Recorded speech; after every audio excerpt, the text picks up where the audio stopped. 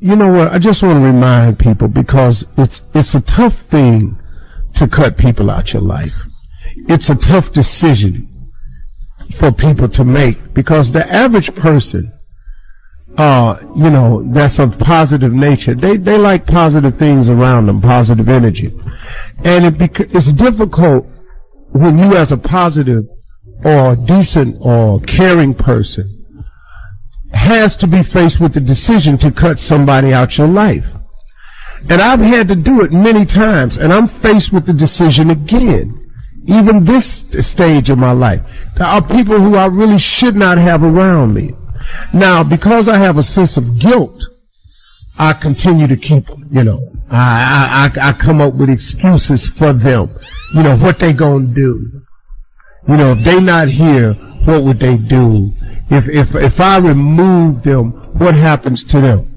Well, that's because you're a caring person.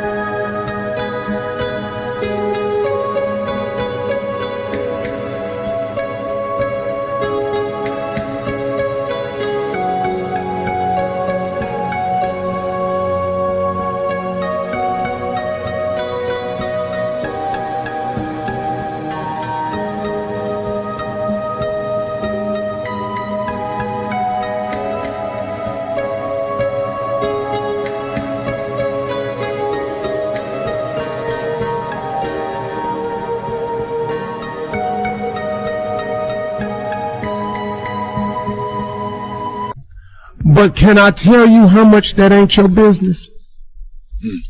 It's really, really not. It's not your business, nor should you make it yours. Because what will happen is, if you guilt yourself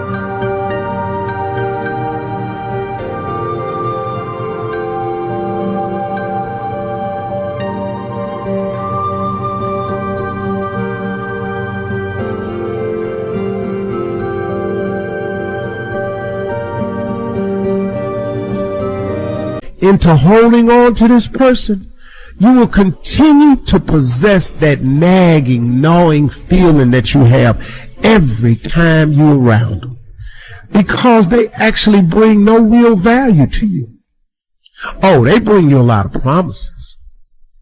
Oh, they bring you a lot of, oh man, I got something big I'm working on. Oh, you hear that all the time. Oh, I sure appreciate you. Lord, I don't know where I'd be without you. You've been such a blessing to me. You're going to get it all kinds of ways. And that makes you feel even worse about the inevitable decision that you have to make. But let me help y'all understand something right here. People can be manipulative. People can be very, very manipulative. And when a person know they're getting over on you, they say the things because they know you're a decent person. So they say the things to you to keep in the forefront of your mind of how decent you are. God bless you. You've been a blessing to me. Lord, I don't know what I'd do without you. I thank God for people like you. Well, when do I get to thank God for you? When do you become such a blessing to me? When, at the point in this relationship where every relationship should be give and take, when do I get to take something out? Because right now all I'm doing is giving. I'm telling you, y'all, I know how you feeling about cutting these people out your life, but you have got to, because if there's a person in your life that's just on the receiving end of your friendship and give you nothing in return, they are on the receiving end of your paycheck and give you nothing in return, they are receiving end of all your goodness and favors and give you no goodness and favors, you no longer have an obligation to that person. You really don't. And I'll remind you of something that Bishop Jake said. Sometimes you have to let people go so they can be freed up to their own destiny. See, because they keep tying their destiny to yours. But see, God didn't give them your destiny. They got their own destiny. You know, unless you with your wife or your children, them destinies ain't tied to yours. And once your children get a certain age, your destiny don't belong to them no more. They have to, as Marjorie says, their wings work. You got to let them get out there and get to flapping so they can fly. You want to begin to get all the toxic people out of your life. Hello. Energy drainers, get them out of your life. See, ladies and gentlemen, it takes a lot of energy to reach your goal. It takes a lot of emotional, mental, and spiritual energy to reach your goal. And you can run faster with 100 who want to go than with one around your neck. So there are two kinds of relationships. Sid Simon talks about this. Nourishing relationships and toxic relationships. Nourishing relationships are the relationships that inspire you. They motivate you. They bring the best out of you. Toxic relationships are relationships with people that always criticize you. All they can do is find fault. All they can do is just exploit your weaknesses. All they can do is remind you of the mistakes that you've made in the past. These people are bad for your health. Toxic people can run your blood pressure up. One apple can spoil a whole barrel. One negative energy drainer can spoil your whole life. I know people whose lives have been ruined because somebody wasn't good for them. See, there are some people that aren't good for you. Hello? They aren't good for you. You've got to get them out of your life. See, a lot of people put up with a lot of foolishness because they don't want to die by themselves. Here's what I believe. I believe in a one-to-a-box theory.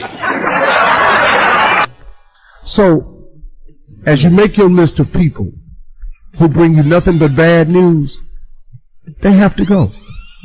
When you make your list of people who every time they call you, they just want something, they have to go.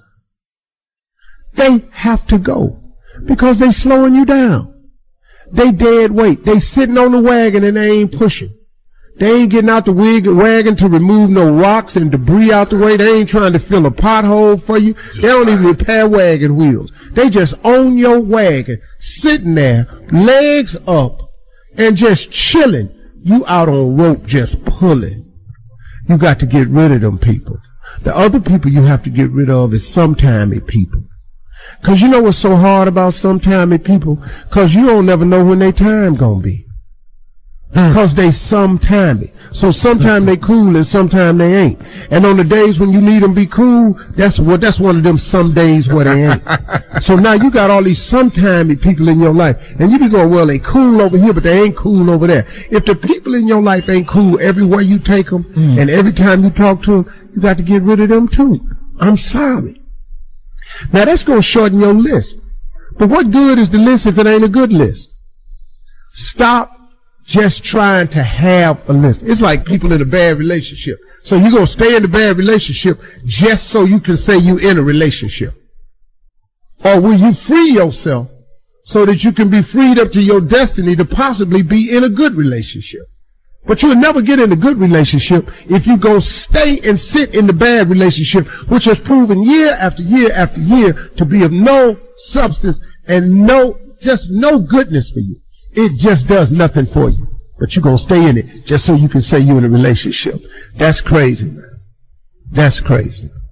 So y'all think about it. Those people that you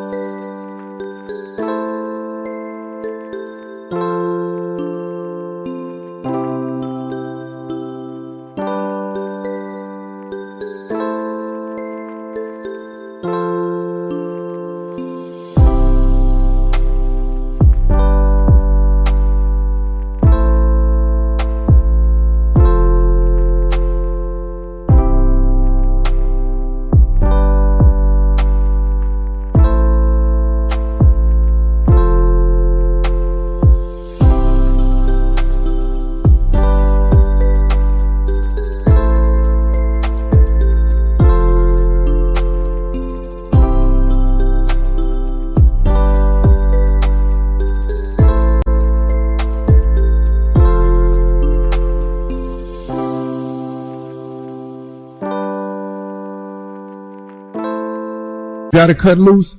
It's a tough decision, but you have to do it. Ask this question of yourself. Make a list of who you communicate with most and ask yourself the question, what kind of person am I becoming because of this relationship? Is it helping me to grow mentally and emotionally and spiritually? Am I becoming a better person because of this relationship? Do they bring out the best in me? Do they inspire me? Do they encourage me to develop my greatness? Do they make me stretch? So you got to look at the people in your life and find out what kind of person are you becoming because of that relationship. My mother used to say, birds of a feather flock together. You run around with losers, you will end up a loser. Here's how you know someone's your friend. A, you can tell them bad news, and they'll listen. They won't tell you why, you're stupid and why that bad thing happened to you and how something worse happened to them once and, derail the whole conversation. You can actually tell them bad news and they'll listen. So that's a good thing. And then, this is a weirder thing, you can tell them good news and they'll help you celebrate. And that's a really good way of deciding who you should have around you. Because if you have someone around you, something good happens to you and you're kind of afraid to even admit it because, God, something good happened to you. It's like, you let that be known and it'll certainly be taken away. So, you come out and you sort of tell someone half-heartedly that something good happened to you and they give you a whack and then talk about, the great thing that happened to them 3 years ago. Or worse, the great thing that happened to someone that they knew 3 years ago. It's like, go away from that person. They're not helpful to you. And they're not helpful to themselves either. And so you want to surround yourself, you got to think about this. You got to surround yourself with people who want the best for the best part of you. You can hang around with weasels and losers that are trying to pull you down to justify the fact that they're spiraling downhill as well. And the upside of that is you don't have to have any responsibility and you can all whine about how wretched life is, so that's pretty attractive. But I would say it's also a bad medium to long-term plan. And so it's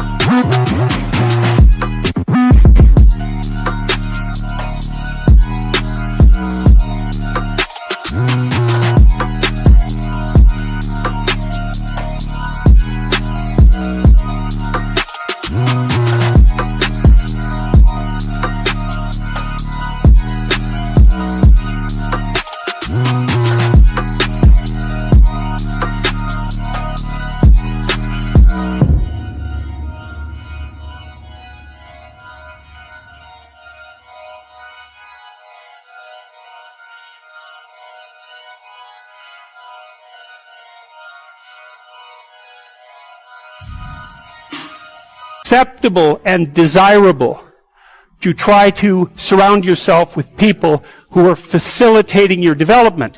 And you might say, well, I've got people around, I know them well, they're not doing that well and they don't fit into that category. It's like, what's your point? What are you going to do with them exactly? If they'll listen and cooperate with you and move towards a better future, great. If they don't pay any attention and they keep doing the same damn things over and over and they're not going anywhere and it's painful, then maybe the proper thing to do is say, you just have your misery. I'll go off and have my life. And maybe you'll wake up at some point in the future and think that's a better way of being. Because just putting up with it is, they call that enabling, right? You put up with that sort of behavior, you're providing tacit consent for it and even tacit approval. It's like, it's a bad idea. You have, I would say, both the right and the responsibility to surround yourself with people who are good for the best part of you.